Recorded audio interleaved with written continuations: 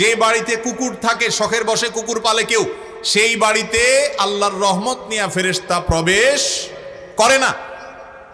তার নবী করিম সাল্লাল্লাহু আলাইহি ওয়াসাল্লাম নিষেধ করেছেন। এবং কুকুরের মধ্যে কিছু কিছু কুকুর আছে শয়তানের সুরত ধরে আসে।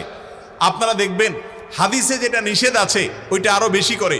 পশ্চিমারা বিড়ালও পালে, কিন্তু বিড়ালের চেয়ে কুকুরের সাথে দুস্তিতে একটু বেশি, কারণ হাদিসে নিষেধ আছে, এই জন্য শয়তান ওটা আরো বেশি করে করায়, ক্ষতিগ্রস্ত করতে চায়।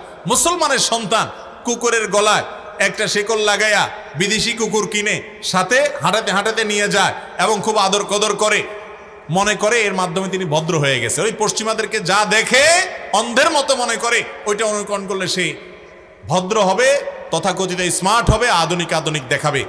এরা হলো সবচাইতে বেশি পশ্চাৎপদ, এরা হলো সবচাইতে বেশি বিবেককে অন্যের গোলামি করে নিজেকে গোলামের জিঞ্জিরে আবদ্ধ করে ফেলেছে। মুসলমানের জন্য